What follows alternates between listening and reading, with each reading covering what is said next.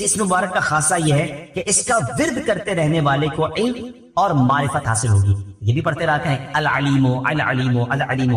اللہ تعالیٰ مجھے اور آپ کو اپنے ناموں کا اور اپنا ذکر کرنے کی توفیق عطا فرمائے. بہت ساری احادیث، بہت سارے فضائل درود پاک کے لیے واقعات ہمیں ملتے ہیں، اور جس سے ہمارا ایمان بھی تازہ ہوتا ہے اور یہ اندازہ بھی ہوتا ہے یہ کیسا شاندار وظیفہ ہے جو کب کب کہاں کہاں اور کیسے کیسے ہمیں کام آتا ہے. سبحان اللہ، ایسے ایسے واقعات ہیں کہ ایمان تازہ ہو جاتا ہے. ایک بار سرکار دو عالم صلی اللہ علیہ وسلم کا شانہ اقدس میں بی بی عائشہ صدیقہ رضی اللہ تعالی عنہا فرماتی ہیں کہ رات کا پہر تھا اور میں کچھ کپڑے وغیرہ سی رہی تھی، اور پھر چراغ گل ہو گیا اور میرے ہاتھ سے سوئی بھی گر گئی. اب آپ مجھے ذرا بتائیے کہ اس روشنی میں بھی سوئی گر جائے تو ڈھونڈنا آسان نہیں ہے. اگر چراغ ہی گل ہو جائے، اندھیرا ہو جائے تو پھر تو تقریباً ناممکن ہو جاتا ہے. فرماتی میں سوئی تلاش کر رہی تھی کہ اتنے میں میرے آقا مدینے والے مصطفیٰ صلی اللہ تعالی علیہ وسلم اپنا نور برساتا چہرہ لے کر میرے کمرے میں تشریف لے آئے. میرے آقا تو کیا کمرے میں تشریف لائے، چہرہ مبارک سے اتنا نور نکلا کہ میرا پورا کمرہ ہی بکائے نور بن گیا. پورا کمرہ جگمگ کرنے لگا، اتنی روشنی ہو گئی کہ میں نے اس نور کی روشنی میں اپنی سوئی کو تلاش کر لیا. یہ بڑی کمال کی بات ہے، ذرا سمجھیے گا. کسی کا چہرہ روشن ہونا، کسی کا چہرہ اچھا ہونا، لوگ کہتے ہیں چہرے پہ بڑا نور ہے، بڑا برائٹ چہرہ ہے، یہ الگ بات ہے. مگر چہرے سے نور اتنا نکلنا کہ اندھیرا کمرہ ہی روشن ہو جائے، اس نور کا عالم کیسا ہوگا. اور یہ تو احادیث سے ثابت ہے. اگر ہم یہ پڑھتے ہیں نعت کے نور والا آیا ہے، نور لے کر آیا ہے سارے عالم میں، یہ دیکھو کیسا نور چھایا ہے، تو یہ تو احادیث سے نبی پاک کو لوگوں نے دیکھ کر بتایا. اتنا نور، کہتی میں نے سوئی تلاش کر، تو آپ فرماتی پھر میں نے نبی پاک سے عرض کیا حضور آپ کتنے حسین ہیں، آپ کا چہرہ کتنا روشن ہے. سرکار دو عالم علیہ الصلوۃ والسلام نے ارشاد فرمایا، آپ فرماتے بدبخت ہے وہ شخص جو قیامت کے دن میرا یہ چہرہ بھی نہیں دیکھ سکتے. عرض کیا حضور کون بدبخت ہے؟ فرمایا بخیل ہے. بخیل کہتے کنجوس. فرمایا کنجوس ہے وہ شخص. آپ نے کہا حضور وہ کون کنجوس ہے؟ اب ذرا پہلے تو اس بات کو سمجھیے کہ قیامت کے دن نبی پاک علیہ الصلوۃ والسلام کے چہرے کو نہ دیکھ سکنا یہ کوئی چھوٹی محرومی نہیں ہے. اگر میں آپ سب سے ایک سوال کروں کہ بتائیے وہ کون سی ذات ہے کہ قیامت کے دن جو شفاعت کرے گی، جو اپنے غلاموں کو تلاش کر کر کے انشاءاللہ اپنے کرم سے جنت میں لے جائیں گے، تو وہ کوئی اور نہیں ہے، وہ صرف جناب رسول اللہ صلی اللہ تعالی علیہ وسلم ہے. بریلی کے تاجدار کہتے ہیں نا، سنتے ہیں کہ محشر میں صرف ان کی رسائی، there is nobody else، اور کوئی نہیں ہے. سنتے ہیں کہ محشر میں صرف ان کی رسائی ہے، گر ان کی رسائی ہے لو جب تو بنائی ہے. تو اب جو نبی پاک کا دیدار ہی نہیں کر سکے گا، شفاعت کس سے لے گا، دامن میں کس کے چھپے گا؟ یہ چھوٹی محرومی نہیں، یہ بڑا پرابلم ہے. تو آپ عرض کرتی ہیں حضور وہ کون بخیل ہوگا، وہ کون کنجوس ہوگا؟ سرکار دو عالم صلی اللہ تعالی علیہ وسلم نے فرمایا وہ شخص جس کے سامنے میرا ذکر ہو اور وہ مجھ پر درود نہ پڑے. اب آپ غور کیجیے، نبی پاک پر صلی اللہ تعالی علیہ وسلم پر ہم کتنا درود پڑھتے ہیں. اچھا، اب اس میں علماء نے ایک بڑی آسانی ہمارے لیے کر دی. ہم کسی محفل میں جاتے ہیں، اجتماع میں جاتے ہیں، جہاں بار بار سرکار دو عالم صلی اللہ تعالی علیہ وآلہ وسلم کا نام نامی لیا جاتا ہے، ہو سکتا ہے کبھی ہم بھی درود پاک پڑھنے سے رہ جاتے ہوں. تو علماء نے فرمایا کہ روزانہ اپنی روٹین میں، اپنی دن بھر میں کوئی ایسا عدد متعین کر لے، فکس کر لے کہ روزانہ میں نے 100 بار، 200 بار، 313 بار، اللہ جتنی توفیق دے، میں نے درود پاک پڑھنے، اور درود پاک پڑھ لے. تو اب پورے دن میں اگر نبی پاک علیہ السلام کا نام سنا تھا یا کہا تھا اور درود پڑھنا رہ گیا تھا، تو یہ بعد میں درود پڑھنا اس درود نہ پڑھنے کے قائم مقام ہو جائے گا. تو اب زندگی میں ایک اصول بنائیں، ایک روٹین بنائیں کہ فضول باتوں سے اپنے آپ کو بچا کر انشاءاللہ کثرت کے ساتھ درود پاک پڑھیں گے. ہمیں تو دیدار بھی کرنا ہے اور آقا سے ملاقات بھی کریں گے. ہاں، نبی پاک کے ہاتھوں جام کوثر بھی پینا ہے انشاءاللہ. آقا کے کرم سے انشاءاللہ پل صراط سے ڈرتے ہوئے نہیں، انشاءاللہ جھومتے ہوئے وجد کرتے ہوئے گزرنا. سیدی اعلیٰ حضرت بھی کمال ہے نا. لوگ کہتے ہیں، واقعی روایتوں کی مضمون ہے کہ لوگ پل صراط پر چیخ رہے ہوں گے، پکار رہے ہوں گے، ڈر رہے ہوں گے، کیونکہ ان کے سامنے لوگ کٹ کٹ کے جہنم میں گر رہے ہوں گے نا. One of the most horrible bridge, ایسا کوئی پل دنیا میں نہیں ہے، نہ ہو سکتا ہے. جہنم کے اوپر بنا ہوا پل ہے، اندھیرے میں ڈوبا ہوا، تلوار سے تیز، مال سے باریک. لوگ گھبرائے ہوئے ہوں گے. مگر میرے رضا سے پوچھو، کہتے گھبرانا کس بات کا ہے؟ آقا بھی تو وہاں ہوں گے نا. اور نبی پاک پل صراط کے کنارے اللہ کی بارگاہ میں رب سلم امتی کی صدائیں بلند کر رہے ہو تو اعلیٰ حضرت کہتے ہیں ڈرتے ہوئے نہیں گزرنا. آپ کہتے ہیں رضا پل سے اب وجد کرتے گزریے کہ ہے رب سلم صدائے محمد صلی اللہ وسلم. مل کر صلی اللہ. درود پاک کو نہ چھوڑیں, درود پاک کو تھام لیں, اپنی زندگی کا حصہ بنائیں. دنیا میں بھی برکتیں دیکھیں گے اور انشاءاللہ قیامت کے دن بھی اس کی برکتیں دیکھیں گے. پیارے آقا علیہ السلام فرماتے ہیں جس کا مضمون ہے حوض کوثر پر میرے پاس کچھ گروہ آئیں گے, کچھ لوگ آئیں گے جن کو میں کثرت درود کی وجہ سے پہچانوں گا.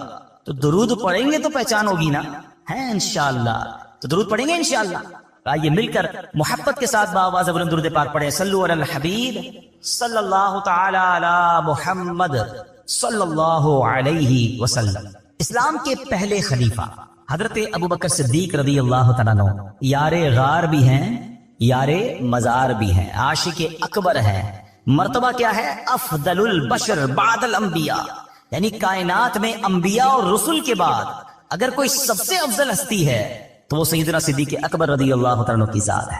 اچھا, آپ ایمان سب سے پہلے لانے والوں میں سے ہیں, آپ بہت بڑے بزنس مین بھی تھے. میں آج آپ کی دو بڑی کمال کی بزنس ڈیلز بتانا چاہتا ہوں جس پر آپ کو ٹونٹ کیا گیا, جس پر آپ کو طنز کیا گیا. آج کسی کاروباری آدمی کو کوئی دوسرا کاروباری آدمی کہے کہ یار تم بڑے کاروباری بنتے ہو, اتنا مہنگا سودا لے آئے, ایسا گھٹیا مال لے آئے, اتنا گھاٹے کا سودا کیا, تو بزنس مین کو فیل ہوتا ہے کہ یار دوسرے لوگ میرے بارے میں کیا باتیں کر رہے ہیں. یہ بڑے کمال کے بزنس مین تھے, مگر آپ کی زندگی میں جو دو واقعات میں آج بیان کرنے جا رہا ہوں, دونوں واقعات میں کچھ ایسی ڈیلز ہوئی, کچھ ایسے سودے ہوئے جس پر آپ پر باقاعدہ طنز کیا گیا, آپ پر ٹونٹ کیا گیا. مگر صدیق اکبر نے جو جواب دیا نا اور جو کام کیا, یقین کریں ایمان تازہ ہو جاتا ہے. ایک سودا تو آپ نے کیا, وہ کون سا سودا تھا کہ ایک بہت بڑے عاشق رسول, ایسے عاشق رسول جو آج عاشقوں کے امام ہیں, وہ کوئی اور نہیں ہے, ہم سب کی آنکھوں کے تارے حضرت بلال حبشی رضی اللہ عنہ. ایمان قبول کیا. اب حبشہ کہاں ہے پہلے یہ پتا ہونا چاہیے. حبشہ ایتھوپیا کو کہتے ہیں. آج کے دور میں ایتھوپیا جو ہے وہ حبشہ تھا پہلے, ٹھیک. اب حبشہ, اچھا یہ بھی شاید بہت ساروں کو نہیں پتا کہ مکہ پاک کے بعد سب سے پہلے جہاں اسلام پہنچانا وہ حبشہ ہے. پچھلے دنوں مجھے ایتھوپیا جانے کا موقع ملا تو وہاں کے لوگ بڑے فخر سے ایک جملہ کہتے ہیں کہ ہمارا وطن دار الہجرہ ہے, یہ ہجرت والا ملک ہے, اور مکے کے بعد سب سے پہلے دنیا میں کہیں اسلام پہنچا ہے تو وہ حبشہ میں پہنچا ہے. ہمارے وطن سے حضرت بلال حبشی تھے, ہمارا وہ وطن ہے جہاں عثمان غنی رضی اللہ تعالیٰ ہجرت کر کے تشریف لائے تھے, اور وہ عظیم نجاشی بادشاہ جنہوں نے یہ واقعہ پڑھا ہوگا وہ بھی وہاں پر حبشہ میں تھے. تو بہرحال اب وہ حضرت بلال مکے نبی پاک کی غلامی اختیار کی, کلمہ پڑھ لیا. اب آپ چونکہ غلام تھے, اس زمانے میں غلام آقا کے قبضے میں ہوا کرتا تھا, ان کا آقا تھا امیہ. اچھا, امیہ بڑا ظالم شخص تھا, وہ حضرت بلال حبشی کو بہت مارتا تھا کہ اللہ کا انکار کر دو, اسلام کا انکار کر دو. حضرت بلال حبشی جو ہے وہ منع کرتے تھے کہ میں رب کا انکار نہیں کر سکتا, وہ بہت مارتا. جو مکے مدینے گئے ہیں انہیں پتا ہے کہ جب گرمی شریفہ عروج پر ہوتی ہے تو گرمی کا عالم کیا ہوتا ہے. تو مکے کی گرمی میں تپتے ریگستان میں حضرت بلال کو وہ لٹاتا تھا, سینے پہ پتھر رکھتا تھا ریگستان کے اندر, اور کہتا تھا کہو اللہ ایک نہیں, یا اللہ کا انکار کرو, آپ اللہ احد, اللہ احد, اللہ ایک ہے کے نعرے بلند کرتے. اب پیارے آقا جب ایک دو بار وہاں سے گزرے, دیکھا کہ حضرت بلال پر بڑا ظلم ہو رہا ہے, آپ کی آنکھیں بھیگ آئیں ہیں, آپ کو بڑا افسوس ہوا, بڑی محبت کرتے تھے حضرت بلال سے, مگر وہ ظالم آقا تھا اس کا. تو حضرت ابوبکر صدیق رضی اللہ تعالیٰ جب یہ دیکھا کہ نبی پاک بلال سے محبت بڑی کرتے ہیں اور یہ بندہ جو ہے قبضے میں ہے امیہ کے اور وہ اس کے آقا ہیں, تو آپ پہنچ گئے اس کے آقا کے پاس, امیہ کے پاس. جا کر کہا اے امیہ, اس حبشی غلام کو مجھے دے دو, کتنے میں دو گے؟ تو اب میں آپ کو مثال کے ذریعے سمجھاتا ہوں ہمارے آج کل کے دور سے. مثال کے طور پہ اس زمانے میں مارکیٹ ریٹ 5,000 روپے تھا, اس زمانے کی کرنسی درہم و دینار تھی, میں سمجھانے کے لیے کہہ رہا ہوں 5,000 ریٹ تھا. اس نے کہا میں 10,000 میں دوں گا. آپ نے کہا مجھے ڈیل منظور ہے, مجھے 10,000 میں دے دو. کہتا نہیں اب 15,000 میں دوں گا. کہا مجھے 15,000 میں منظور ہے. کہا 20,000 میں دوں گا. مثال دے رہا ہوں میں. آپ نے کہا مجھے 20,000 میں منظور ہے. وہ پیسے بڑھاتا گیا. حضرت ابوبکر صدیق اوکے کرتے گئے, آخر کار ایک اماؤنٹ طے ہو گئی. امیہ نے پیسے لیے, حضرت بلال حضرت ابوبکر کے حوالے کیے. پھر امیہ پتہ کیا کہتا ہے, اے ابوبکر تمہارے تو کاروبار کے بڑے چرچے ہیں, تمہاری عقل کے بڑے چرچے ہیں, میں نے سنا ہے تم بڑی اچھی ڈیل کرتے ہو, بڑے اچھے کاروباری آدمی ہو, یہ حبشی غلام کو اتنا مہنگا خرید لیا, تمہیں کاروبار نہیں آتا, یہ کیسی ڈیل کی ہے؟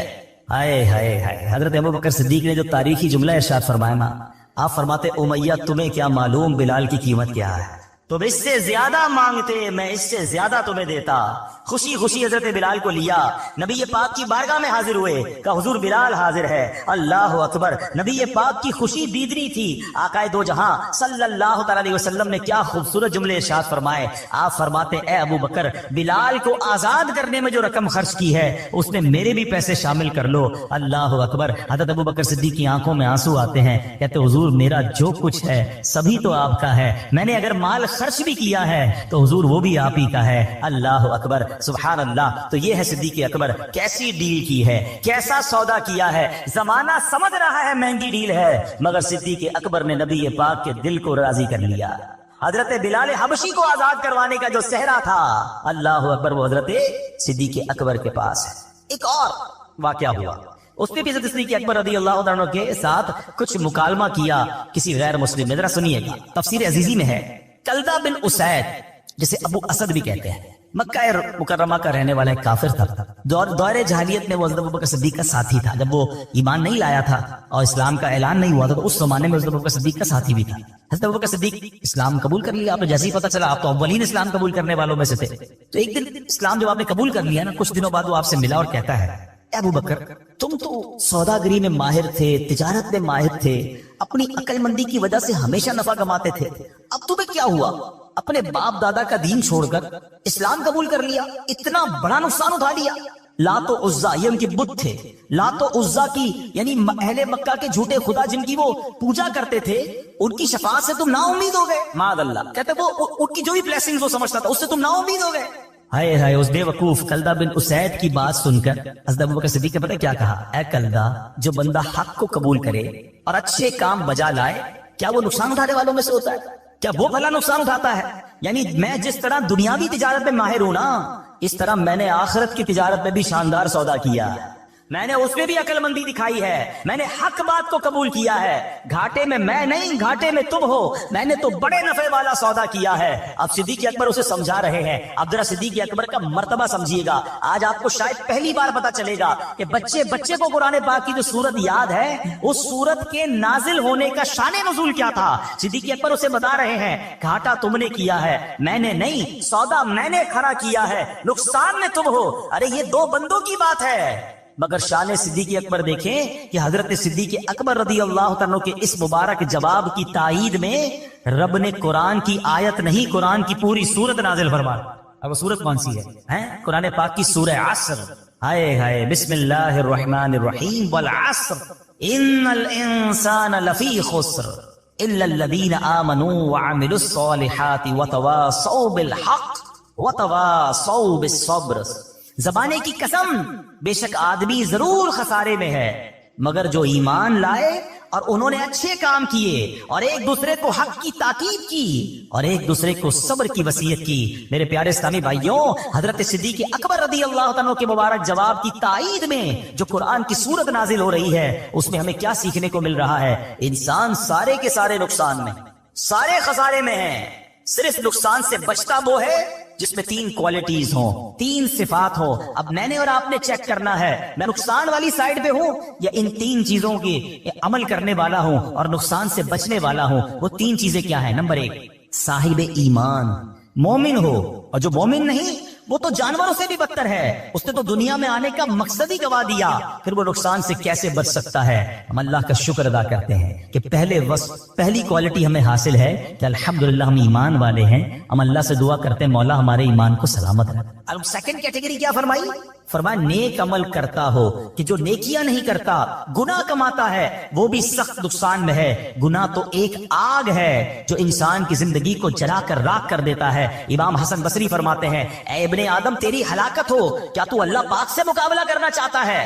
ہاں، جس نے اللہ پاک کی نافرمانی کی گویا اس نے اللہ پاک سے جنگ کی۔ تو پتہ چلا ایمان والا ہو، نیک اعمال کرنے والا ہو۔ اب یہ چیک کرنا ہے مجھے اور آپ کو، ہم نیکیاں کرنے والے ہیں یہ گناہ کرنے والے ہیں۔ تیسرے نمبر پر فرمایا حق بات کی اور صبر کی وصیت کرنے والا ہو، جو خود بھلے نیک بن جائے مگر دوسروں کو نیکی کی دعوت نہ دیتا ہو، دوسروں کو برائی سے منع نہ کرتا ہو، وہ بھی نقصان میں ہے۔ عین ممکن ہے کہ جب گناہگار عذاب میں گرفتار ہو تو یہ بھی پکڑ میں آ جائے۔ اب یہ بات سمجھنی ہے کہ ایمان والا نقصان میں نہیں، نیکیاں کرنے والا یہ نقصان سے بچ جائے گا، اور دوسروں کو بھی نیکی کی دعوت دے، دوسروں کو بھی اچھی باتیں بتائے، یہ نقصان سے بچنے والا ہے۔ ہمیں چیک کرنا ہے یہ تینوں اوصاف ہمارے اندر ہیں کہ نہیں۔ قرآن کریم کی ایک مختصر سورت ہے یہ مبارک سورت والعصر، مکہ مکرمہ میں نازل ہوئی۔ اس میں صرف ایک رکوع ہے، 3 آیتیں ہیں، 14 الفاظ ہیں اور 68 حروف ہیں۔ حضرت ابی بن کعب رضی اللہ تعالیٰ عنہ سے روایت ہے،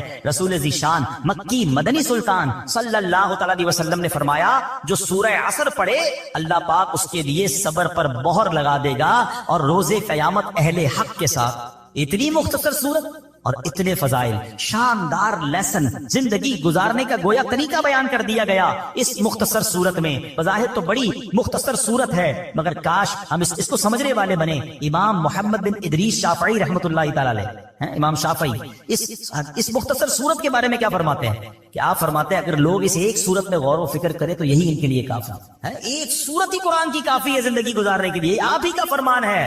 اگر اللہ پاک سورہ عصر کے علاوہ اور کوئی دلیل نازل نہ فرماتا تب بھی یہی نصیحت دنیا اور آخرت کے لیے کافی ہو جاتا۔ اس قدر ڈیپ ہے، اس قدر لیسن ہے۔ افسوس یہ کئی بار پڑھی، کئی بار امام صاحب نے پڑھی، ہم نے سنی، مگر کیا اس کے دل پر اثر کیا؟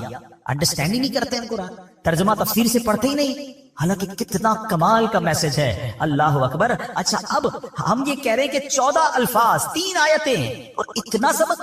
آگے چلیے، سورہ عصر کی اہمیت کا اندازہ یہ لگانا ہوگا کہ اسے یاد رکھنا، بار بار دہراتے رہنا چاہیے۔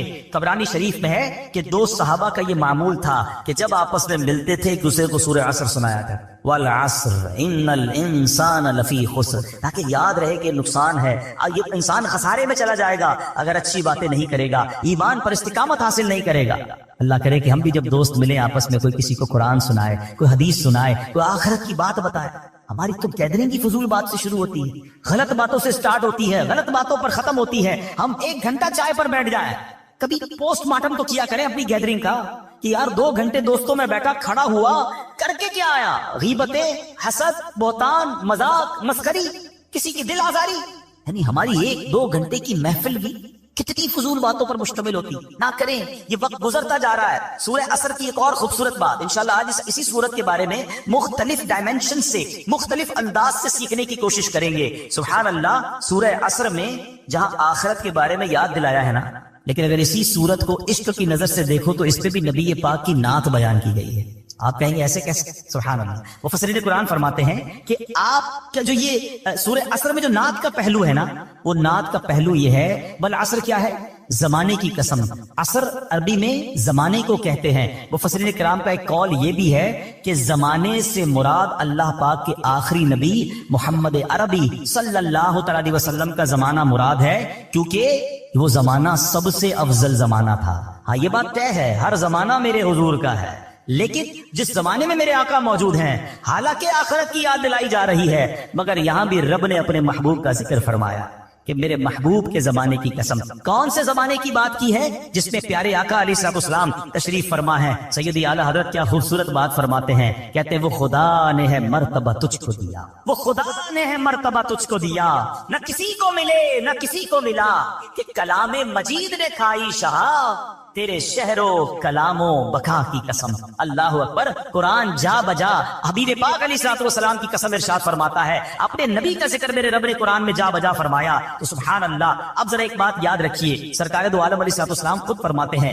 خیرکم قرنی ثم الذین یلونہم ثم الذین یلونہم، یعنی سب سے بہتر زمانہ میرا ہے، پھر اس کے بعد جو ملے ہوئے ہیں، پھر اس کے بعد جو ملے ہوئے ہیں، یعنی سب سے افضل زمانہ نبی پاک کا اور صحابہ کا زمانہ ہے، پھر تابعین کا زمانہ ہے، پھر تبع تابعین کا زمانہ ہے۔ یہ جو 3 قرن کہلاتے ہیں، 3 ادوار کہلاتے ہیں، یہ سب سے افضل دور ہوا کرتے تھے۔ آج لوگ کہتے ہیں آئیڈیل زمانہ کون سا ہے؟ یہ بات مسلمان کو ماننی بھی ہے اور اس پر یقین رکھنا ہے کہ سب سے افضل اور آئیڈیل اگر کوئی زمانہ تھا تو رسول پاک علیہ الصلوۃ والسلام کا زمانہ تھا۔ جس وقت خدمت میں ان کی بو بکر و عمر عثمان و علی، سوچو تو صحیح کیسا زمانہ تھا، کیسا دربار تھا۔ جس وقت تھے خدمت میں ان کی بو بکر و عمر عثمان و علی، اس وقت رسول اکرم کے، اس وقت رسول اکرم کے دربار کیا عالم کیا ہوگا، ہر کوئی فدا ہے بن دیکھے دیدار کا. اس سمت علی، اس سمت عمر، صدیق ادھر، عثمان ادھر، ان جگمگ جگمگ تاروں میں، ان جگمگ جگمگ تاروں میں مہتاب کا عالم کیا ہوگا، ہر کوئی فدا ہے دیدار کا.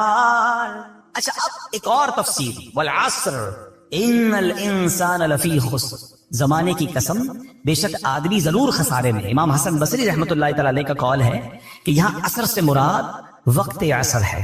اچھا وقت عصر یہ دن ڈھلنے کا وقت ہوتا ہے، لوگ کام کاج سمیٹتے ہیں، گھر جانے کا ٹائم ہوتا ہے.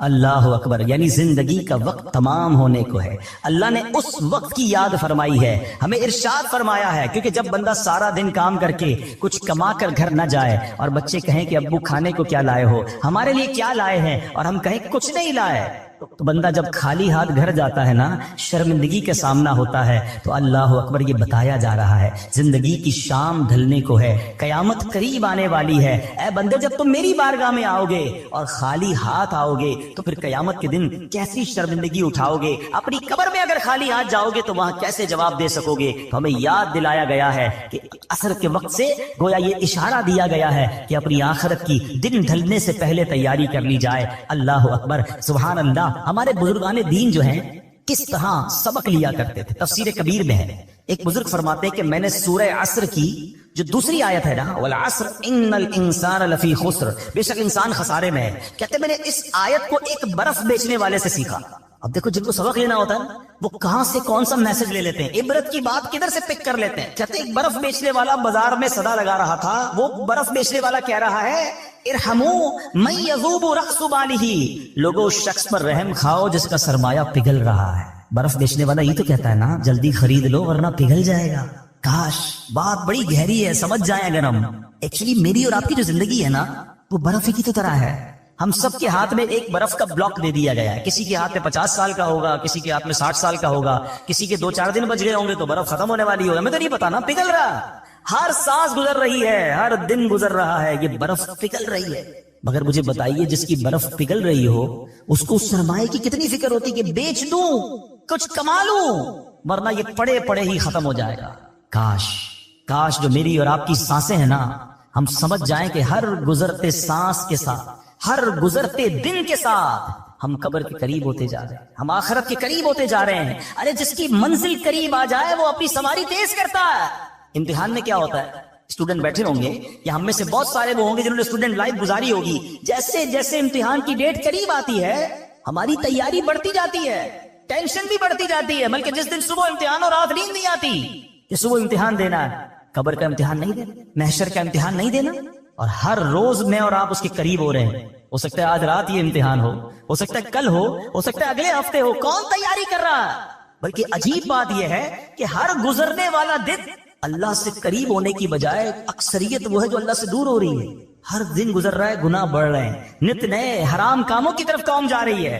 نہ کریں ایسا، برف پگھل رہی ہے. وہ شاعر کہتے ہیں نا، ہو رہی ہے عمر مثل برف کم، ہو رہی ہے عمر مثل برف کم، رفتہ رفتہ چپکے چپکے دم بدم، سانس ہے ایک راہ روئے ملک عدم، سانس ہے ایک راہ روئے ملک عدم، دفعتن ایک روز یہ جائے گا تھم، ایک دن مرنا ہے آخر موت، کر لے جو کرنا ہے آخر موت ہے. کاش یہ بات سمجھ آ جائے کہ مجھے مرنا ہے اور خالی ہاتھ نہیں جانا. اگر جس رفتار سے میں گناہ کر رہا ہوں توبہ کا موقع نہ ملا تو مارا جاؤں گا. امام فخر الدین رازی نے یہ بات ایک اور انداز سے سمجھائی. یہ جو سانسوں کی ویلیو ہے نا، منٹ کی ویلیو کیا ہے. آپ فرماتے ہیں تصور باندھو، ایک شخص 1000 سال زندہ رہا اور اس نے 1000 سال گناہوں میں گزار دی زندگی، 1000 سال تک. اب اس کے پاس صرف ایک لمحہ باقی ہے اور اس ایک لمحے کے بعد اسے موت آنے والی ہے. اب اگر وہ اس آخری لمحے میں نزا کی کیفیت طاری ہونے سے پہلے توبہ کر لے تو اس توبہ کی برکت سے اس کے 1000 برس کے گناہ معاف ہو سکتے ہیں. بات سمجھ آ رہی ہے؟ اس ایک لمحے کی برکت، اس ایک لمحے کی اہمیت کیا ہے کہ 1000 برس کے گناہ ایک طرف، لیکن اگر اس ایک لمحے میں اس نے سچی توبہ کی، اللہ قبول کر لے تو سارے گناہ معاف، اور اس کے بدلے میں کیا ملے گا؟ اللہ تعالیٰ کی رحمتوں کا جو مقام ہے جنت، اس کی ابدی نعمتوں کو حاصل کرنے کا موقع بھی مل جائے گا۔ اللہ، بات سمجھنا ہوگا کہ اس سے اندازہ یہ لگانا ہے کہ ایک لمحے کی اتنی قیمت ہے، تو اگر بندہ ساری زندگی نیکیوں میں گزار دے تو کیا کچھ نہیں ملے گا اسے۔ اس کو ایک اور انداز سے سمجھتے ہیں کہ ایک ایک سیکنڈ، ایک ایک لمحہ کتنا قیمتی ہے، ہم کتنا کچھ کما سکتے ہیں۔ ذرا مل کے کہیے سبحان اللہ، اب کہیے الحمدللہ، اب کہیے اللہ اکبر۔ میرا خیال ہے 1 منٹ گھڑی آگے نہیں بڑھی، 30 سیکنڈ لگے ہوں گے، 25-30 سیکنڈ۔ ہم سب نے بیٹھے بیٹھے نہ پسینہ بہایا، نہ محنت کی، کچھ بھی نہیں کیا، صرف 30 سیکنڈ میں آپ کو پتا ہے ہم نے کیا کمایا؟ میرے نبی علیہ الصلوۃ والسلام کے سچے وعدے ہیں، احادیث میں مضمون ملتا ہے، جو ایک بار سبحان اللہ کہے اس کے لیے جنت میں درخت لگا دیا جاتا، ایک بار اللہ اکبر کہے جنت میں درخت، ایک بار الحمدللہ کہے جنت میں درخت لگا دیا جاتا۔ بیٹھے بیٹھے اتنا آسان، پھر میں نیکیاں نہ کروں، پھر میں ان لمحات کی قدر نہ کروں، پھر میں گھنٹوں دنوں مہینوں گناہوں میں گزاروں، فضول باتوں میں، فلمیں، ڈرامے، گانے، باجے، سوشل میڈیا، دوستوں کا گپ شپ گزرتا جا رہا۔ نہ کریں ایسا۔ روایتوں میں مضمون ملتا ہے کہ مرنے کے بعد نیک بھی پچھتائے گا، گناہگار بھی پچھتائیں گے۔ عرض کی گئی یا رسول اللہ صلی اللہ تعالی علیہ وسلم، گناہگار پچھتائے گا، یہ تو بات سمجھ آ رہی ہے، گناہ ہیں اس کے، خطائیں ہیں، نیک کیوں پچھتائے گا؟ ارشاد ہوا نیک اس لیے پچھتائے گا کہ جب اپنے فضول اوقات یاد کرے گا اور اپنی نیکیوں کا جب اجر دیکھے گا نا، کہ نمازوں کا اتنا ثواب، نیکیوں کا اتنا ثواب، کاش میں نے فضول باتیں کی تھی، فضول ٹائم ضائع کیا تھا، وہ بھی نہ کرتا تو اس کا ثواب بھی مجھے مل جاتا۔ تو بعد میں پچھتانے سے بہتر نہیں ہے بندہ ابھی نیکیاں کر لے، ابھی اپنے وقت کا فضول استعمال نہ کرے۔ قرآن جگہ جگہ جھنجھوڑ رہا ہے، ایک جگہ ارشاد ہوتا ہے یا ایھا الانسان انک کادح الی ربک قدحا فملاقی۔ قرآن کہتا ہے اے انسان، بے شک تو اپنے رب کی طرف دوڑنے والا ہے، پھر اس سے ملنے والا ہے۔ تفسیر نور عرفان میں ہے یعنی اے انسان، تیرا ہر سانس تجھے موت سے اور رب کے ملنے سے قریب کر رہا۔ ہم اپنے سفر کی طرف بڑھ رہے ہیں، اپنی منزل کی طرف بڑھ رہے ہیں، مگر کاش یہ احساس بھی تو بن جائے نا کہ جب اللہ کی بارگاہ میں جانے کا وقت آگے کی طرف جا رہا ہوں تو تیاری بھی ساتھ ساتھ کرتا جاؤں، میں زیادہ نیکیاں کماتا جاؤں۔ حضرت رابعہ بصریہ کا ایک واقعہ سنیے گا، یہ بات اور آپ کو ڈیفائن ہو جائے گی کہ جب ہم ادھر ادھر فضول کام کرتے تو کتنا بڑا لاس کرتے ہیں۔ آپ کامل ولیاں ہیں، بہت بڑا نام ہے، یعنی اولیاء کے مقامات میں بھی آپ کا مقام بڑا اونچا ہے۔ ایک رات سحری کا وقت خود فرماتی ہے کہ میں تسبیحات پڑھ رہی، اللہ کا ذکر کر رہی تھی، کرتے کرتے میری آنکھ لگ گئی، خواب میں دیکھا کہ ایک ہرا بھرا درخت ہے جو اتنا بڑا اور حسین ہے کہ بیان نہیں کیا جا سکتا، اس پر 3 قسم کے پھل لگے ہوئے ہیں، میں نے دنیا میں ایسے پھل نہیں دیکھے تھے، کچھ پھل سفید تھے، کچھ سرخ تھے، کچھ زرد، اور سب اس درخت میں چاند سورج کی طرح چمک دمک رہے تھے۔ فرماتی مجھے وہ درخت بہت اچھا لگا، میں نے کسی سے پوچھا یہ کس کا ہے؟ تو کہنے والے نے کہا یہ آپ کا ہے، یہ ان تسبیحات کا بدلہ ہے جو آپ ابھی پڑھ رہی تھی۔ تو آپ فرماتی میں نے درخت کے ارد گرد گھومنے لگی تو دیکھا کہ کچھ سنہرے رنگ کے جو پھل تھے نا وہ زمین پہ پڑے ہوئے، تو میں نے کہا کہ یہ پھل بھی درخت کے ساتھ موجود ہوتے تو کتنا ہی اچھا تھا۔ تو جواب کیا ملا کہ یہ وہی لگے تھے، یہ لگے تو درخت پہ ہی تھے، مگر تسبیح کرتے ہوئے جب آپ سوچنے لگی تھی نا کہ گندا ہوا آٹا خمیرہ ہو گیا یا نہیں، اس وقت یہ پھل گر گئے تھے۔ سمجھ آ رہی ہے بات؟ اللہ کی ولیاں ہیں، تسبیح کر رہی ہیں، مگر تسبیح کرتے کرتے اپنے آٹے کا خیال آ گیا ہے، ذہن کہیں اور چلا گیا، اللہ کی جو کہتے ہیں توجہ اللہ کی طرف جو تھی، یہ جو ذکر کی طرف توجہ تھی، وہ دھیان کہیں چلا گیا۔ تو فرماتی ہیں کہ وہ تھوڑی دیر کے لیے توجہ گئی تو وہ جو پھل تھے نا وہ نیچے گر گئے۔ میرا اور آپ کا تو دھیان ہی کہیں اور ہوتا ہے، اول تو عبادت کرنی نہیں ہے، اول تو نیکیاں کرنے کی طرف نہیں آتے، اور اگر آ بھی جائیں تو نماز میں خیال کہیں اور ہے، دعا میں خیال کہیں اور ہے، مسجد میں آئے تو دل باہر لگا ہوا ہے، بس جلدی گھڑی دیکھ کر نکلوں یار، یہ اجتماع ختم کب ہوگا، یہ بیان ختم کب ہوگا، یہ امام صاحب دعا کب کریں گے، اتنی لمبی نماز سلام ہی نہیں پھیر رہے۔ تو یہ آپ سوچیے ہم دنیا میں کیوں آئے ہیں؟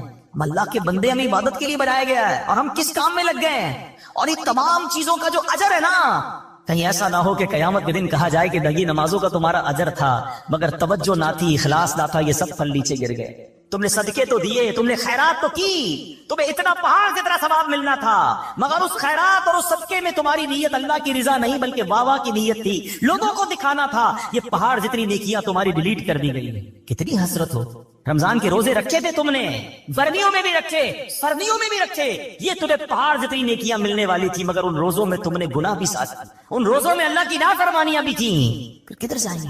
خدا را اپنے آپ پر رحم کیجیے. جن کاموں میں ہم لگ گئے نا, جو گناہوں کی عادتیں ہم پال بیٹھے ہیں, ہمارا دل جو ہے اس وقت حرام کاموں کی طرف لپک لپک کر جا رہا ہے, ایسا نہ کریں. اور ان واقعات سے سورہ عصر مجھے اور آپ کو جھنجھوڑ رہی ہے. والعصر ان الانسان لفی خسر.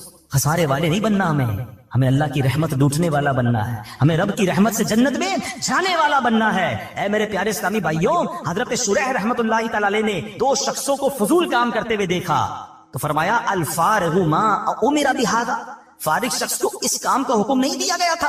پھر آپ نے قرآن کی آیت پڑھی ان کے سامنے, فَإِذَا فَرَغْتَ فَانْصَبْ. قرآن کہتا تو جب تم فارغ ہو تو خوب کوشش کرو, یعنی اپنے فارغ وقت کو عبادت میں صرف کرو.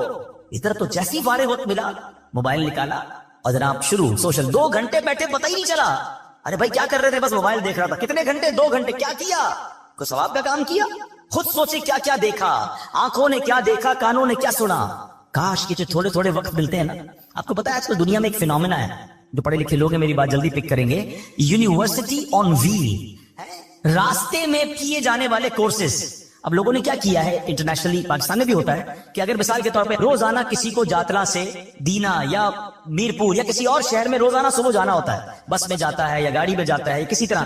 اب لوگوں نے کیا کیا انٹرنیشنلی کہ جب وہ ٹریول کرتے ہیں تو اس ٹریول ٹائم میں کچھ پڑھنا شروع کر دیتے ہیں. جاتے ہوئے بھی پڑھ رہے, واپسی میں پڑھ رہے, تاکہ وہ آدھا گھنٹہ جو ٹریولنگ میں ہے, اگر ایسی جگہ بیٹھے ٹرین ہے بس ہے کہ کچھ پڑھا جا سکتا ہے, سنا جا سکتا ہے, تو وہ سنتے ہیں اس آدھا گھنٹہ 1 گھنٹہ, تاکہ اس وقت کو ضائع نہ ہونے دیں اور اگلے 4-6 مہینے سال میں کوئی پورا ڈپلوما کر لیتے ہیں, کوئی الگ کورس کر لیتے ہیں. الحمدللہ آپ کی میری دعوت اسلامی نے ہمارے لیے بڑے کام آسان کر دیے ہیں. پورے قرآن پاک کی تلاوت, پورے قرآن پاک کا ترجمہ, پورے قرآن پاک کی تفسیر صراط الجنان آڈیو میں جاری کر دی ہے. آپ فارغ ہے گاڑی میں, آپ ٹریول کر رہے ہیں, کان سے لگائیے اپنے موبائل فون کو. کئی لوگ جناب ہیڈ فون لگا کر گانے سن کے سفر پورے کرتے ہیں. آپ تلاوت سن کر, ترجمہ سن کر, تفسیر سن کر, آپ کہتے ہیں روز ایک بیان آدھے گھنٹے کا سن لوں, ایک فرض علوم سیکھ لوں. آپ جو کرنا چاہتے ہیں انٹرنیٹ پر الحمدللہ دعوت اسلامی والوں نے وہ ڈال دیا ہے. پہلے ذہن تو بنے کہ جناب اس وقت کو استعمال کرنا ہے. مجھے بہت کچھ نہیں آتا جو میں سیکھ سکتا ہوں. بہت پہلے کی بات ہے, ہمارے ایک جاننے والے تھے, وہ کہتے ہیں میں اپنی فیکٹری جاتا ہوں, 1 گھنٹہ گاڑی جلا کر جاتا ہوں, 1 گھنٹہ واپس آتا ہوں. میں نے کیا کیا ہے,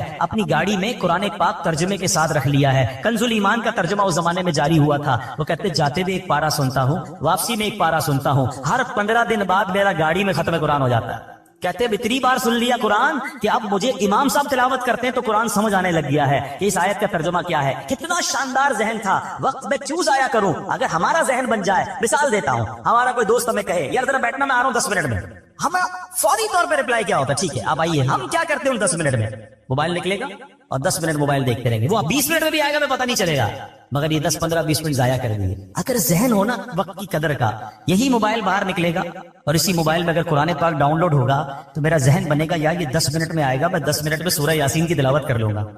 اور سورہ یاسین کی فضیلت کیا ہے, جو 1 بار سورہ یاسین پڑھے اسے 10 قرآن پاک کا ثواب ملتا ہے. یار یہ 12 منٹ کا کہہ کر گئے ہیں, مجھے 12 منٹ انتظار کرنا ہے, میں 112 بار درود پاک پڑھ سکتا ہوں. تسبیح نکلے گی جیب سے, 112 بار درود پاک ہو جائیں گے. اگر ان چنک آف ٹائم, جس کو کہتے ہیں وقت کے چھوٹے چھوٹے پیسز, یہ جو چنک آف ٹائمز ہے, اس کو استعمال کرنے کا اگر ذہن بن جائے تو آپ یقین کریں آپ اتنی ساری نیکیاں کما سکتے ہیں. ارے موبائل فون اور سوشل میڈیا پر جانا ہی ہے تو دعوت اسلامی کے سوشل میڈیا کے پیجز ہیں, جائیے کوئی بیان سن لیں, کوئی نعت سن لیں, کوئی مدنی پھول سن لیں, تاکہ میرے علم میں اضافہ ہو, میرا وقت ضائع نہ ہو. سبحان اللہ, ہمارے بزرگان دین کو کس قدر وقت کا احساس تھا, اپنے وقت کی قدر و منزلت تھی. ایک بزرگ کے بارے میں آتا ہے کہ آپ نے 40 سال ہو گئے روٹی نہیں کھاتے تھے, بھوک لگتی تھی تو ستو پی لیتے تھے.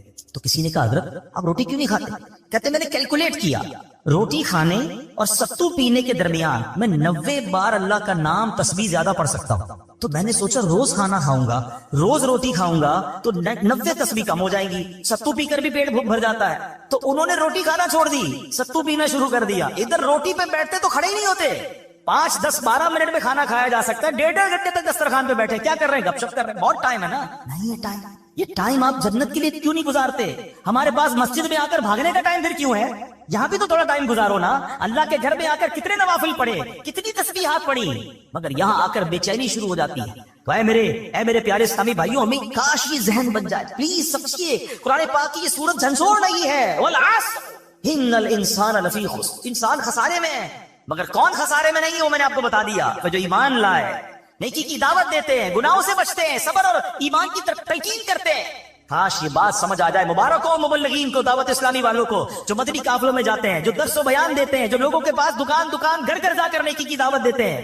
تو الحمدللہ آپ ایمان کی، آپ صبر کی تلقین، آپ نیکی کی دعوت دے رہے ہیں. ہمیں یہ کام کرنا ہوگا، کہیں ایسا نہ ہو کہ ہم خسارے والوں میں ہو جائیں. اے میرے پیارے اسلامی بھائیوں، ذرا تصور والی قیامت کا ایک تصور بنا ہے کہ جب اللہ کی بارگاہ میں مجرموں کو پیش کیا جا رہا ہو، لوگوں کو بلایا جائے گا کہ آؤ اپنا نامہ اعمال لے کر. اب ہمارا نام پکارا جائے کہ فلاں بن فلاں بھی آ جائے. ہم جھجکیں گے، ہم ڈریں گے. ہمیں پتا ہے کہ گناہ زیادہ ہیں، ہمیں پتا ہے کہ نامہ اعمال کھلا تو برباد ہو جائے. شرم بھی آ رہی ہوگی کیونکہ اتنے گناہ ہیں کہ لوگوں کے سامنے پڑھ کر کیسے سنائیں گے. اور جب ہمارا نامہ اعمال ہمارے ہاتھوں میں تھما دیا جائے گا تو ہمارا بنے گا کیا؟ قرآن میں بتایا گیا کہ جو مجرم ہوں گے نا، وہ پتہ ہے کیا پکاریں گے جب ان کا نامہ اعمال دیا جائے گا نا انہیں، تو ان کی چیخو پکار کیا ہوگی؟ قرآن کہتا ہے یا لیتنی لم اوت کتابیا ولم ادری ما حسابیا، اے کاش کہ مجھے میرا نامہ اعمال نہ دیا جاتا اور میں نہ جانتا کہ میرا حساب کیا ہے. یا لیتہا کانت القاضیہ، اے کاش کہ دنیا کی موت ہی میرا کام تمام کر دیتی. ما اغنا عنی مالیا، میرا مال میرے کچھ کام نہ آیا. ہلک عنی سلطانیہ، کیا کہے گا؟ میرا سب زور جاتا رہا. آج کہتے لوگ میرا بڑا کرو فر ہے، میں فلاں علاقے کا چیئرمین، میں ناظم، میں صدر، میں وزیر اعظم، میں صوبائی صدر، میں فلاں کونسلر، میں ایم این اے، میں ایم پی اے، میرے ڈالے، میرے جناب گارڈز، میرا پیسہ، میری کوٹیاں. اگر نامہ اعمال میں گناہ ہے، اگر اللہ ناراض ہوا، خدا کی قسم نہ مال کام آئے گا، نہ تمہارا یہ کر و فر کام آئے گا. وہ پکارے گا ما اغنا عنی مالیا، میرا مال میرے کچھ کام نہ آیا. ہلک عنی سلطانیہ، میرا سب زور جاتا رہا. اس دن کیا کریں گے؟ اس دن کس کو پکاریں گے؟ اپنے نامہ اعمال کو ٹھیک کر لو، اپنے نامہ اعمال پہ نیکیاں درج کروانے کی فکر کیجئے. میرے پیارے اسلامی بھائیوں، اس دن اعمال تولے جائیں گے. قرآن کہتا ہے سورہ قارعہ میں، پڑھیے تو صحیح قرآن. قرآن کیا کہتا ہے؟ القارعۃ مالقارعہ وما ادراک مالقارعہ یوم یکون الناس کالفراش المبثوث وتکون الجبال کالعہن المنفوش. پہلے تو قرآن نے قیامت کا منظر بتایا نا کہ پہاڑ اڑ رہے ہوں گے، لوگ بھاگ رہے ہوں گے پتنگوں کی طرح، ہیبت ناک منظر ہوگا. اور اس خوف میں ہوگا کیا؟ فَأَمَّا مَنْ ثَقُلَتْ مَوَازِينُهُ فَهُوَ فِي عِيشَةٍ رَاضِيَةٍ. قرآن کہتا ہے جس کی نیکیوں کا پلڑا بھاری ہو گیا وہ عیش میں ہوگا، چین میں ہوگا، مزے میں ہوگا. کہتا ہے اما من خفت موازینہ، جس کی نیکیوں کا پلڑا ہلکا ہو گیا فأمہ وما ادراک ما ہی نار حامہ، جس کی نیکیوں کا پلڑا ہلکا ہو گیا بھڑکتی ہوئی، شعلے مارتی ہوئی آگ میں چلا جائے. کیا کریں گے ہم؟ فلمیں، ڈرامے، گانے، باجے، شراب، جوئے، بدکاریاں، لوگوں کا مال دبانا، چوریاں کرنا، حرام کمانا، جھوٹ بولنا، رشوت کا لین دین کرنا. کسی طرح بس مجھے سیٹ مل جائے، کسی طرح میں ترقی کر جاؤں، میں جناب علاقے میں کوئی عہدہ حاصل کر لوں، چاہے کسی کا بیڑا غرق کرنا ہو تو کر دوں، کسی کی عزت اور کپڑے اتارنے تو اتار دوں، کوئی خیال نہیں کر رہا. الحمدللہ رب العالمین والصلاة والسلام علی سید المرسلین، اما بعد فاعوذ باللہ من الشیطان الرجیم، بسم اللہ الرحمن الرحیم. پڑھیے الصلاة والسلام علیک یا رسول اللہ وعلى آلك وأصحابك يا حبيب الله، الصلاة والسلام عليك يا نبي الله وعلى آلك وأصحابك يا نور الله. درود پاک کے بے شمار فضائل و برکات ہیں. القول البدی میں ہے حضرت ابو عباس احمد بن منصور رحمت اللہ تعالی علیہ کو انتقال کے بعد کسی نے خواب میں دیکھا کہ وہ سر پر موتیوں کا تاج سجائے، جنتی لباس میں ملبوس، شیراز کی جامع مسجد کے محراب میں کھڑے ہیں. خواب دیکھنے والے نے عرض کی ما فعل اللہ بکا، یعنی اللہ پاک نے آپ کے ساتھ کیا معاملہ فرمایا؟ تو فرمایا کہ میں کثرت سے درود شریف پڑھا کرتا تھا، یہی عمل کام آ گیا، اللہ پاک نے میری مغفرت فرما دی اور مجھے تاج پہنا کر جنت میں داخل کر دیا ہے. کیا بات ہے درود پاک کی. آپ یقین کریں، اگر میں آپ سے یہ کہوں کہ زندگی میں ایک مسلمان ہونے کی حیثیت سے اگر آپ اپنی خواہشات، اپنی ڈیزائرز کیا کیا ہے لکھیں ذرا، کہ مجھے دنیا میں کیا چاہیے، مجھے مرتے وقت کیا چاہیے، قبر میں کیا چاہیے، مرنے کے بعد محشر کے دن میں کیا چاہتا ہوں. کبھی اکیلے بیٹھے نا تو لکھیے گا، ٹھیک ہے. اور اب میں آپ کو بہت ساری حدیثوں کا کچھ نچوڑ پیش کرنے جا رہا ہوں، سنتے جائیے. اور سبحان اللہ بھی کہتے جائیے۔ اگر آپ روزی میں برکت چاہتے ہیں تو درود پاک پڑھیے، اگر آپ بیماری سے شفا چاہتے ہیں تو درود پاک پڑھیے، اگر آپ ذلت و رسوائی سے بچنا چاہتے ہیں تو درود پاک پڑھیے، اگر آپ عزت میں اضافہ چاہتے ہیں تو درود پاک پڑھیے، آپ مصیبتوں اور پریشانیوں سے بچنا چاہتے ہیں تو درود پاک پڑھیے، مرتے وقت کلمہ پڑھنا چاہتے ہیں تو درود پاک پڑھیے، مرتے وقت آقا کا دیدار کرنا چاہتے ہیں تو درود پاک پڑھیے، آپ یہ چاہتے ہیں کہ آقا اپنے مبارک ہاتھوں سے قبر میں اتارے تو درود پاک پڑھیے، اپنی قبر کو نور مصطفیٰ سے جگمگانا چاہتے ہیں تو درود پاک پڑھیے، قیامت کے دن نبی پاک کے پرچم تلے اٹھنا چاہتے ہیں تو درود پاک پڑھیے، آقا کے ہاتھوں جام کوثر پینا چاہتے ہیں تو درود پاک پڑھیے، اور سنیے آقا کے ساتھ جنت میں جانا چاہتے ہیں تو درود پاک پڑھیے، مدینے جانا چاہتے ہیں، بار بار جانا چاہتے ہیں تو درود پاک پڑھیے، اور زندگی میں دیدار مصطفیٰ کرنا چاہتے ہیں تو درود پاک پڑھیے۔ کچھ باقی رہ گیا ہے؟ اللہ اکبر یا رسول اللہ، مجھے بتائیے اور کچھ باقی رہ گیا ہے؟ ایک مسلمان ہونے کی حیثیت سے what ever I need in دنیا اور ان ہیئر آفٹر، دنیا اور آخرت میں جو کچھ چاہیے، روزی برکت والی زندگی لگی، عزت والی، پریشانیاں دور ہو جائیں، بیماریاں دور ہو جائیں، ذلت اور رسوائی سے بچا رہوں، ایمان والی موت ملے، جب تک زندہ رہوں مدینے آتا جاتا رہوں، آقا کی دید کرتا رہوں، آقا جنت میں ساتھ لے جائیں۔ اب کچھ باقی بچتا ہے؟ اب یقین کریں میں نے اپنی طرف سے نہیں بتایا، یہ جن کا کچھ مطالعہ ہے تو ان کو یاد آ رہا ہوگا کہ اس ہر جملے کے پیچھے کوئی نہ کوئی ایک روایت یا کوئی نہ کوئی حدیث موجود ہے، یعنی یہ سارے انعامات دنیا کے، قبر کے، حشر کے، یہ سارے انعامات نبی پاک نے درود پاک کی فضیلت میں بیان فرما دیے ہیں۔ یہ ایسے ہی شاعر نے نہیں کہا کہ ہر درد کی دوا ہے صلی علی محمد، تعویذ ہر بلا ہے صلی علی محمد صلی اللہ علیہ وسلم۔ پھر کیوں نہیں پڑھتے؟ یعنی اتنے سارے مسئلے حل ہو جائیں ایک ہی وظیفے سے۔ لوگ پوچھتے رہتے ہیں کہ وظیفہ بتا دیں، روزی میں برکت کا بتا دیں، پریشانی دور ہو جائے بتا دیں، مدینے کا کوئی وظیفہ بتا دیں، تو یہ سارے وظیفے درود پاک میں چھپے ہوئے ہیں، پکڑ لو نا درود پاک، پھر دیکھیں اس کی کیسی برکتیں آپ زندگی میں دیکھیں گے، آپ کا چہرہ شاش بشاش ہو جائے گا، آپ کی طبیعت فریش ہو جائے گی، آپ کو مزہ آ جائے گا۔ بس درود پاک کی کثرت پڑھتے رہا کرے، پڑھتے رہا کرے، انشاءاللہ برکتیں ہی برکتیں۔ میں بھی نیت کروں، آپ بھی نیت کریں۔ ایک اور خوبصورت بات بتاؤں، جو بڑی خوبصورت آیت ہے، میں سمجھتا ہوں شاید دنیا بھر کے عاشقان رسول کو یہ کم از کم آیت تو سب کو یاد ہوگی۔ کون سی آیت؟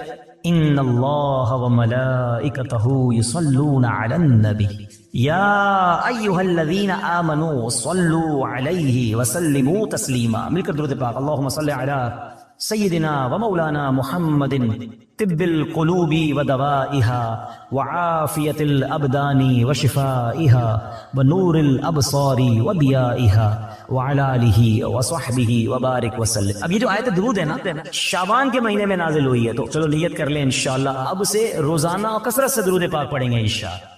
آئیے مل کر محبت کے ساتھ ایک بار پھر درود پاک، صلو علی الحبیب صلی اللہ تعالی علی محمد صلی اللہ علیہ وسلم۔ مشہور صحابی حضرت ابو ہریرہ رضی اللہ تعالیٰ عنہ فرماتے ہیں کہ ایک مرتبہ میں رسول اکرم نور مجسم صلی اللہ تعالی علیہ وآلہ وسلم کی ابتدا میں نماز عشاء پڑھ کر واپس جا رہا تھا۔ میں نے دیکھا کہ ایک عورت اپنے آپ کو